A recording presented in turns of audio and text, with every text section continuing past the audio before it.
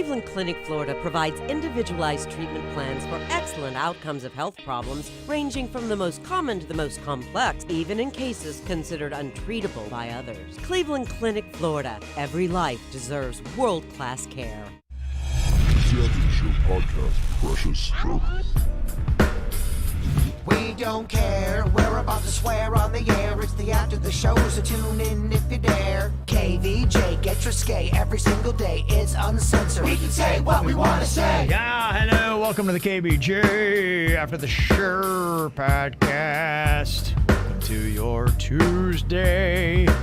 It's all getting kind of going tonight. There is a couple of Christmas tree lightings, a few that I already know of.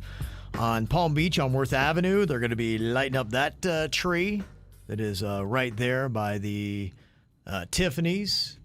And they've also got another tree lighting. It's going to be happening in Delray Beach at Old School Square. That 100-foot tall tree is getting all lit up tonight. Oh, the one that squirrels love? Damn, you beat me to it. I was going to say, I found out this morning that squirrels do not like that. No, Jayford. It's not real. If you missed that during the morning show. Squirrels get pissed when you trick them with a fake tree because they're looking for a nut. Yeah, right. Fake trees don't got no nuts. Yeah. I didn't know it was a fake tree, so I don't know what to tell you. I thought it was a real tree. People walk through it. Kevin listed about 11 reasons why squirrels would hate that tree. It's 100 fucking feet tall.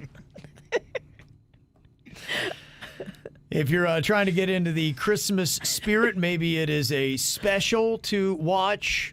There's kind of a breakdown on when all the big shows are going to be on. Rudolph the Red-Nosed Reindeer, for me, that was at least probably well into my 20s, something I watched every single year. It's going to be airing coming up tonight, 8 o'clock on CBS, and then again on December 10th. Yeah, you can see everybody being a fuckface to Rudolph. Yeah. Saint Nick is Saint Dick. Right, I think we kind of ruined that one. Yeah, they're so mean. The coach, he's got, don't play any reindeer games with that fuckface Rudolph. No. Yeah. They were such assholes. I know I go on the rant every year. I just still can't believe what shitheels they were to him. It's unbelievable, but because back in the day, people were mean. They were cold and mean. Cold and heartless at Christmas. Well, they were mean to the dentist, too. Yeah. They were. Kid had a dream. They were. And it was just so interesting of what bullying was like in that era. That seemed, I know we have bullying today and it's still a massive issue, but it seemed like that was the golden age of bullying where they actually, they would high five bullies. And Bully be like, had rights. They had rights back then. Well, it's like, yeah, you know what? You're making everybody fit into line where they need to. See? Let me punch you in the face. Are you crying? Oh, fuck you. Yeah. And you got to tell me, too, the other thing about that, the Rudolph special, that dentist that they had there, if you had to say what his sexual preference was, Virginia, what do you think it would be? The dentist from Rudolph. You know what? I never watched it. Get the fuck. You never watched that? I've watched it in the background, but I don't know the storyline. So all these years, you've been just kind of faking the funk with when I go on these rants about... Yeah, I just agree with you. I've never actually watched it. She's over here agreeing. Yeah, they were such assholes to Rudolph. Well, I know because you told me. Yeah, to me, and I think it's too mean. I wouldn't get into it. To me, and I don't think a lot of people will give me a lot of pushback on this. As I got older and saw it with adult eyes, which I think kind of ruined Rudolph for me, I'm like, the dentist, the wannabe dentist was, to me, gay. I think he was gay. Okay. And as I look at how they had all the bullying going on, because at the end, the people who were getting bullied, it was kind of a lesson on don't bully them. But I just wondered if they made his mannerisms and how he was as the dentist the way that he was, trying to send a message. Because you think about when these were made in the 60s, 1966. Yeah. This was an era where I think they were finally starting to push back because, and I wasn't alive, so I can't say, but seeing documentaries and how things were, you look at it like going, what a dark, twisted, terrible era, and how they would treat people who didn't look like them or didn't act like them or didn't enjoy the same things that they liked in life. It seemed like in the 50s especially, society was in a place where we wanted to separate, segregate, we wanted to push you down, we want to put our foot on your throat. And so, yeah, I mean, now I look at Rudolph and I'm like, gosh, man, that was kind of a deep sentiment and statement. Well, I remember I had to edit a bunch of clips from it a few years back. I'm talking about our old station. So I really had to listen to the dialogue more with attention. Yeah. And I was going, wow, man, the beginning of this movie, they're going so hard and so in on Rudolph. And I really do recommend, if you love our show, please watch that show. Please watch that special if you haven't seen it. Yeah. Because you'll know what we're talking about. I want you to be able to follow along this conversation. If you've never seen it, like a Virginia, it doesn't take, I think it's only an hour long. Yeah. And Rankin and Bass, who made that, I think their statement probably was pretty bold, because it seemed to me like they took a lot of, Rudolph, he had his red nose, but it would speak to a lot of things that were going on in society at the time. The way they had the elf. I was like, who wanted to be the dentist? I think it was pretty bold what they probably did. I wonder if back then they got pushback saying, oh, what are you trying to do?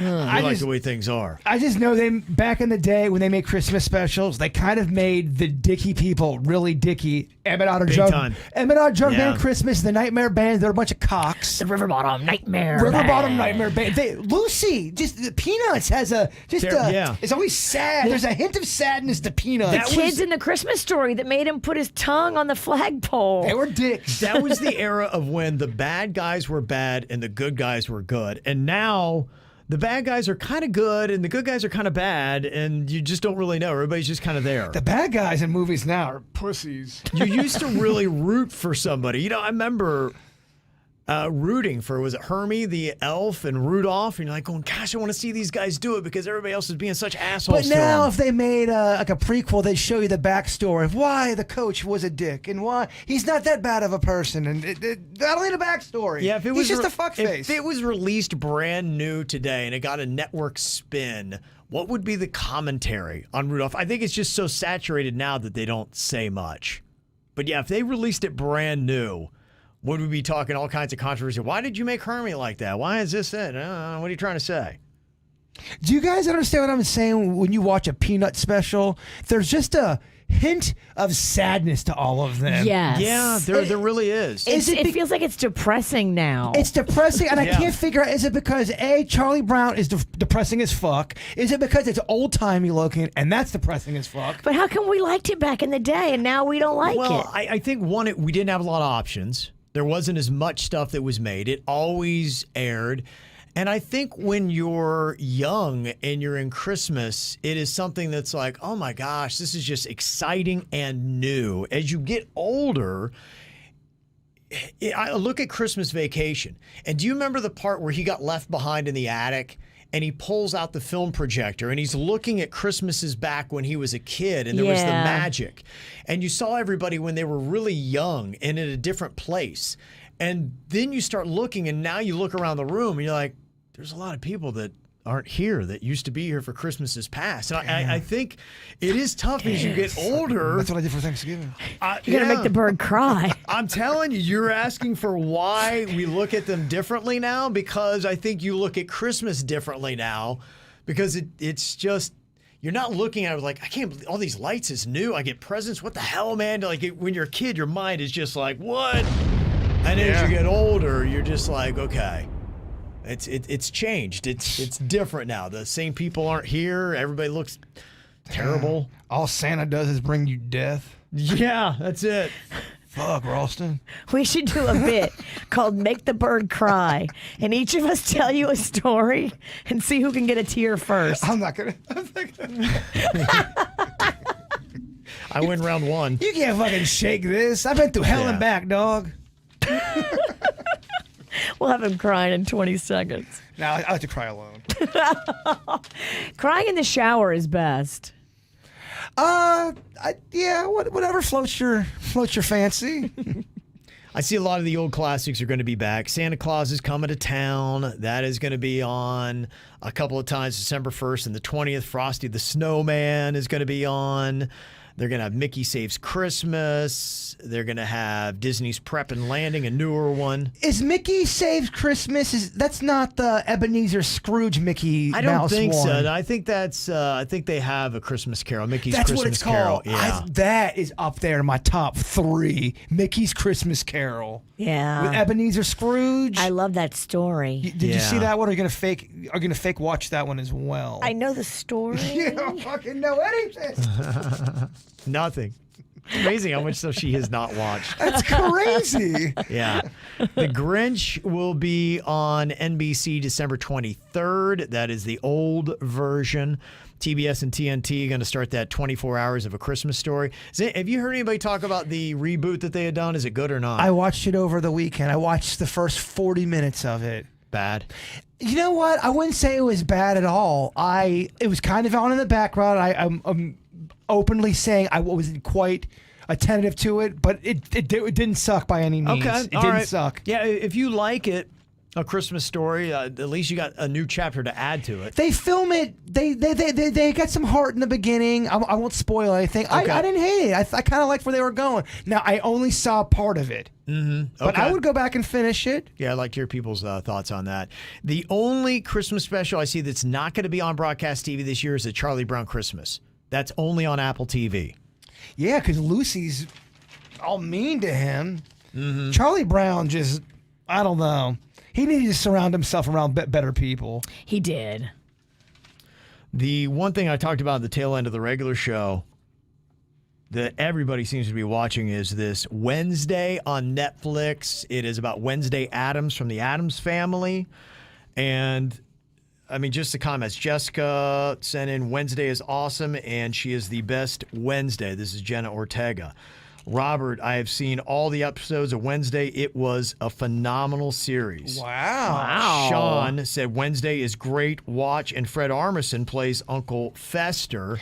He's very good. He's very underrated. Yeah. With his characters. He is good. He's a great character actor. He's a gem. Yep.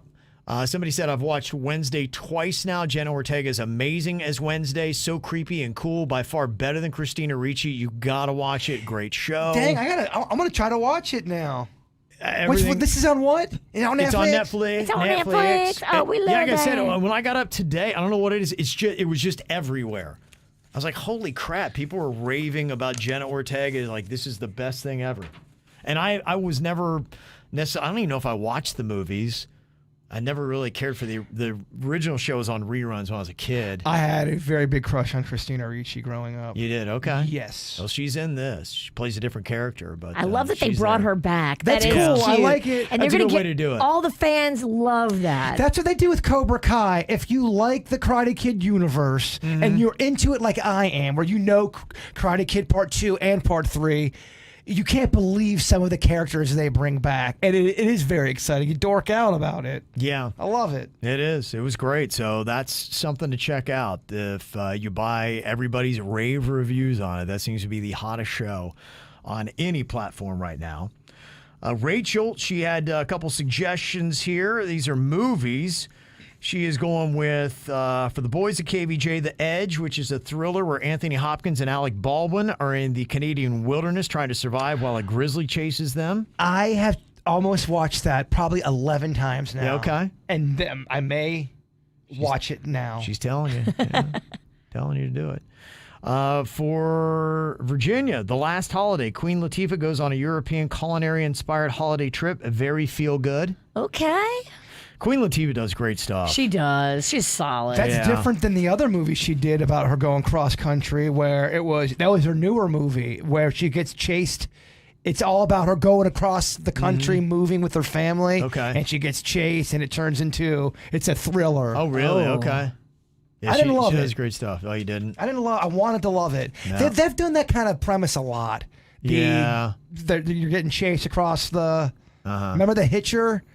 No, I never watched any of that stuff. You want me to bring up another movie you've never heard of before? Yeah, keep going. I like this. It's You a fun remember game. the Bitcher? Whatever, dog. And a recommendation for everybody on KVJ, The Girl with the Dragon Tattoo, a thriller, suspenseful, mystery, ass-kicking, solid story, good resolve. Okay. Yeah, I that's one of those ones that I I've seen them. Like, yeah, one of these days I need to watch that. I'll put that higher up on the list. We used to know a girl. We used to work with a girl that had a dragon tattoo on her tits. Remember that? I'm not getting involved in this conversation.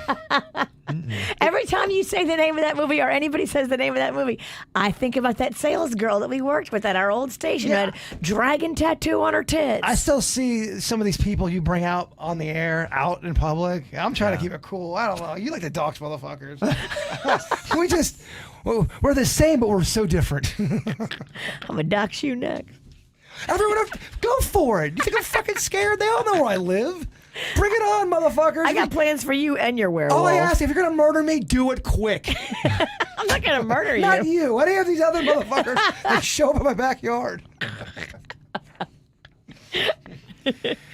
Got an update on that Boca Stalker story we were talking about yesterday, where this girl, she lives in Boca, and her house backs right up to a Witt's frozen custard shop, and there's also like an Italian deli, and the dumpster was right there, and the smell, I guess, was kind of bothering her. And then they just started throwing the garbage in her yard, and then she noticed that there was a stool that was and she could see from her camera that somebody was standing on that stool and looking into her bedroom. And then that same person was actually standing in her yard. She's away for business a lot. Yeah, we know her. So she came in here during the Great 48, and we got to meet her. Okay. And she's awesome. And she travels a lot. Right. She said, yeah, I called the police. I made a report. We brought their garbage back to the front door with a note. My backyard has a 6-foot cement fence with lots of palm trees. Yesterday, I put up 2 more cameras directly in the area with lights pointing to the dumpster now. I got my guns locked and loaded, and a friend who won't leave my side now and staying in my forward bedroom.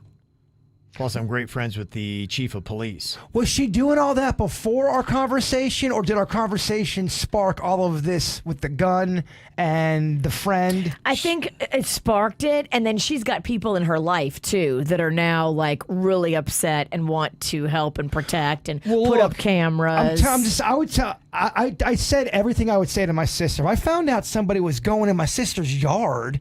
And it's bold. Yeah, man. Looking in the window, I'm glad you're doing all that. She said she's going to the courthouse to see if she can have the dumpster relocated. That's a good idea. Yeah. Mm-hmm. Good. We're not taking this shit no more. And she sent me more pictures of it yesterday, too. I was looking at it. I mean, I don't think it'd be bad to put more greenery back there, too, so they just can't see. You want to make a wall to block. Yes. I want to make a wall of bush and trees and impenetrable. You can do it. It's not that expensive. There's plants at Home Depot that are great for that. It's not that cheap either. It's not that bad. There's a certain kind of palm you can get that just spreads out like that, and you can make it thick. I don't want anybody being able to look in my back bedroom window from the dumpster. That's so shady. I do like a lot of greenery. That idea is fun. It is. But it does get expensive. You're talking about walls and shit. A tree wall. I don't know. If you can find me a cheap tree wall, I would love that. And I would do something real nice for you. I had to cut one down in my front that I had put in because it turned into such a tree wall. It was too wally. You got nice shrubberies, Ralston. That's the kind of stuff you want. Yeah. You got a nice Wrigley Field thing kind of going on. Yeah, I do like the backyard there. It's very nice. Small but nice. Do you want the oh wow part of the email? Yeah. Her dad was a famous jiu-jitsu artist from Australia, so he taught us how to defend ourselves for our entire life because I had an issue when I was younger. Wow. She said I had a stalker that was taking photos of me ever since I was a baby and even had a journal about how he was going to rape and kill me. What the fuck? He followed me to my bus stop for a week every day, and one day he tried to grab me. And thanks to my dad, I knew how to defend myself, and I was able to break his nose and run to the police station. Oh, my gosh.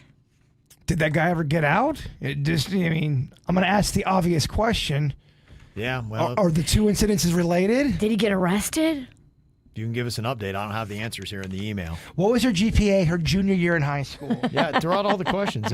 She seems to listen, so hopefully she'll email us back. She's a sweetheart. Not only does she listen, but every time we do anything for Little Smiles or for, the Great 48 or whatever, she always jumps to help. Always. And she goes to our sponsors and patronizes their businesses and sends me pictures while she's there. She's effing awesome. That is awesome. That's got to be really, really a horrible thing to feel you're being stalked to the point where someone's trying to kill you. Right? And this guy had a journal? They don't, maybe they don't get you the first time and you have to live with the fact that, oh my gosh, when are they going to come back and get me? Or maybe they get out of prison. You think they're going to always come back and finish the job. What a shit way. Yeah. That's so fucked up, man. I think you have to take a preemptive strike and finish the job before they get a chance to. Yeah. Just saying, street justice. Yeah, that's great advice, Virginia. I just wanted to point something out, too, that Sun Sentinel's doing that I think is really great. They're doing several stories now to tell the story. Because we've been talking about this a good bit with my daughter having stuff, with your daughter having stuff, Virginia. Yeah. About sex trafficking and putting some names and stories. Because that's the one thing I'd said. I'm like, well, I mean, how big is it? Do you know of anybody that has? So the Sun Sentinel is kind of doing a series now on girls to raise awareness. Let's show you what it looks like. Yeah, of sex trafficking. Florida's number 3 in the nation for sex trafficking stories, and I know South Florida is pretty much the hub of Florida, so we are in one of the hot spots for it. They've done a story about Sophie Reeder, who disappeared from her home in Fort Lauderdale in May of 2017. She was 15 years old. And they're going to go into it, and they have a podcast that you can listen to. It's called Felonious Florida, and it sounds like they break it down over 4 episodes, a little bit about it. Now, it does sound like she came from a broken home, and this was a girl that was maybe looking for attention. Sure. Those are the girls they grab easiest. Yeah, and it sounded like maybe she left to take a walk on her own, but it sounded like she was being groomed by this felon that I think cops have talked to.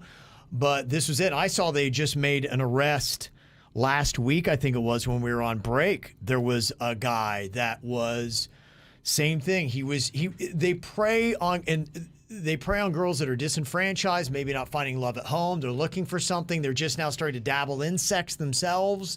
They're broke. Yeah, and they're broke. And in fact, that was what they were talking about with this one girl. They'd found something on her phone where she was discussing about how much you can charge for certain sex acts or something like that. Because she was desperate. And they preyed on that. Jeffrey Epstein did that a lot, too. Preyed on those girls. It kind of opens your eyes a little bit more if you are a parent or if you're just aware of this kind of stuff to see, okay, yeah, these are the names and faces. And the other story that I saw the Sun Sentinel was doing is about a girl that was in the foster care system. And they say that is one as well where, maybe there's just not enough. There's not a family that is nurturing and protecting and caring over this one child. And they just kind of get lost in where'd they wind up? Where'd they go? Who'd we give them to? That kind of thing. So I applaud that they're doing this. So I'm looking and reading the stories that they're putting out. But it is names and faces and the details that gives you a better understanding of, okay, how this kind of stuff happens. And if you'd missed the conversations we had about my daughter, it was, one of those air tags was following her. There was a creep that was kind of casing Magnolia in a parking lot. You were in there shopping. I was there. I watched it happen. Creepy guy, creepy, dirty, white work van. Imagine that. A work van. I mean, at that point, why don't you just put airbrush on the side of it that says, hey, guys, I'm a predator.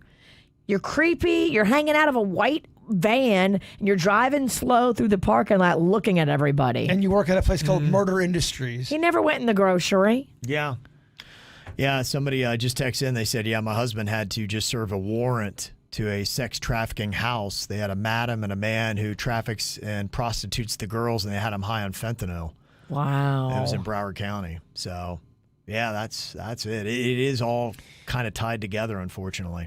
I watch a lot of murder specials, as you guys know. Yeah. What's insane to me is that a lot of times when a murder happens, a lot of these specials I'll watch, they'll question the person. They'll have in the records, oh yeah, they questioned the guy a week after the murder and he checked out and he had an alibi, blah, blah, blah, only to find 30 years later, 25, he was the murderer. And his alibi was a lie. So many times that happened back in the day. Just, I don't mean shitty police work or if it's just the fact that they didn't have the DNA available back then, but people got away with it, but they would be questioned by the police. A lot of these stories are just so twisted that you can't believe the corkscrew turns that it takes. I can understand why it would be so challenging, because it is. It's like one of those damn murder mysteries that you watch. And I always guess the killer wrong. Well, that's what Dateline does a great job. Detective. What Dateline does for the first 30 minutes, they'll have 3 suspects that probably killed the person. Yeah. But they really zone on this one motherfucker. And they are just battering him. Go, this guy is probably the guy. But they're showing him, the police are talking about how this guy definitely did it. Mm-hmm. And then out of the blue, but it wasn't him. And you go, it wasn't. How was he? How's he not the killer? Yeah. There's no way. It has to be that Twists guy. and turns. That's what makes it Dateline. They have to have the Keith twists and turns. Morrison makes it Dateline. You're right. That is a narrator with balls. Yeah. He's great. He is so good. But the story usually does have that twist. It That's what does. that works. It would be hard to do police work. I think it would be so hard because, Big time. especially like me, I instantly think, I think one way. This person did something weird, so they have to be guilty. And then it's really hard to convince me otherwise. Well, there's no way you don't bring your work home with you too. If you're someone's working, let's say you are doing a murder case. You think about it every minute of every day. And you really take pride in your job and you want to bring that scumbag down and they're playing this cat and mouse game with you. And there's more victims, and you feel like you're letting down the family. Absolutely, because you realize the pain that they're going through, and you just want to immediately be able to have the answer so that you can go and rescue somebody and save them from the torment they're going through. That would be such a hard job and a huge sacrifice for your own personal life. Think about it, because you'd think about it 24/7. If you have a good heart and you want to do what's best and you want to make sure the victim doesn't die without knowing what happened, that's going to tear you up a bit, I would think. Big time. Yeah, I I think you drink a lot now on radio. Oh, I would drink so much. Oh, yeah. But if I was a police detective or something, I would want the murderer to call me. Oh, so, Mr. Pennington. Yes. I know I'm on your radar. Go down to the booth right now. I go down and the phone's hanging. I just missed him. Where are you going to find a phone booth? Well, it's Are you in 1972? I've been watching a lot of Charles Bronson movies over the break. I was going to say. I walked 85 miles and I still haven't found one phone booth. But you know what kind of vibe I'm talking about. I would want that kind of case where the murderer sends the letter into the news station. He's taunting But them. they drop my name, Detective Pennington. Yeah. I know you were having that coffee. Yeah. Although I don't drink coffee. That's a bad example as well. You do sometimes. Yeah, you're Well, it's right. got Phone booths, Kahlua in it.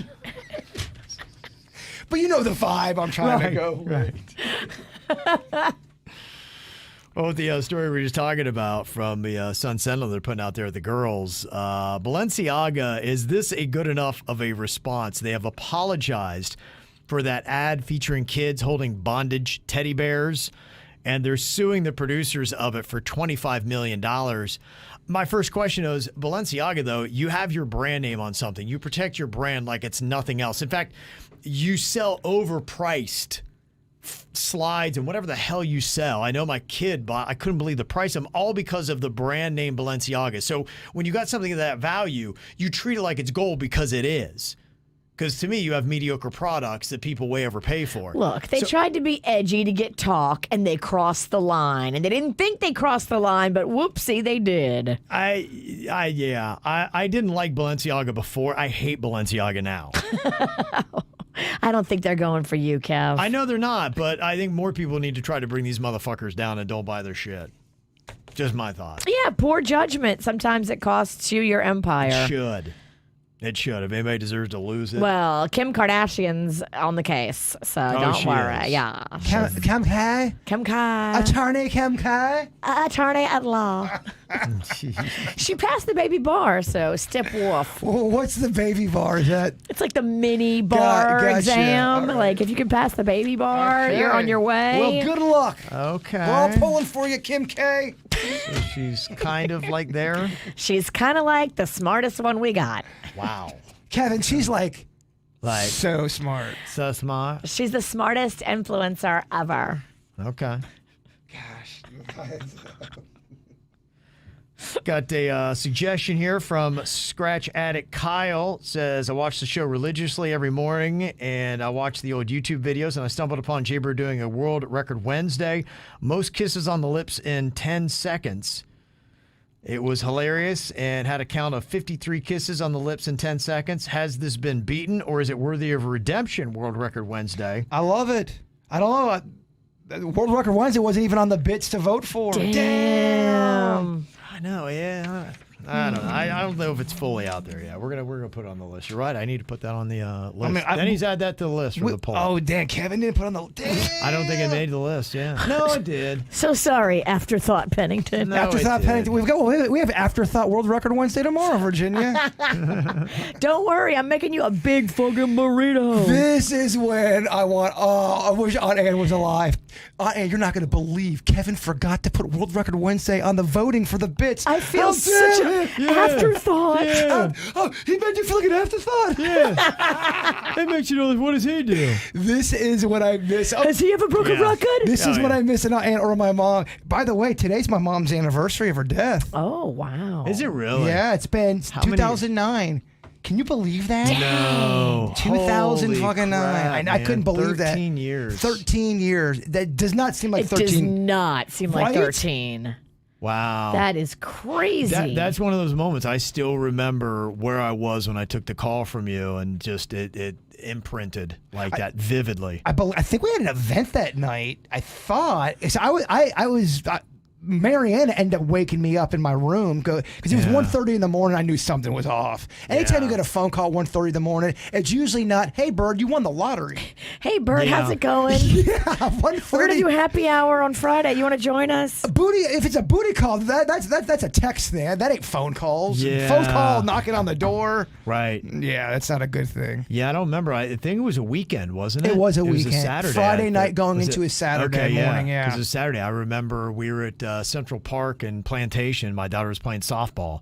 Yes. And I still remember exactly where I was, and I was just like, holy, like just so floored. Well, there's a lot of people that listen to our show now that have no idea what my mom sounded like, but she was a major part of our show Big time. for a long time. But then Aunt Ann took the My torch. favorite all-time bits, everyone has your mom in it. Yes. Me too, absolutely. So good. And I know there's a lot of new nationers that never even heard it, and a lot of that audio is on that computer that I'm trying to get fixed. Yeah, we'll hopefully that one day. We have a lot of audio. We have so much audio on that you would have a solid bit for at least 3 months in the 6 o'clock hour of a KVJ Rewind. It would just be great to be able to have that audio and be able to put it up someplace where anytime you wanted, you could go and just go through one after the other, because there's not one that drags. She was the best. Yeah, she was. She was great. Gave the best reactions, had the funniest one-liners. Actually funny. Would give it to Kevin like nobody's Yeah. business.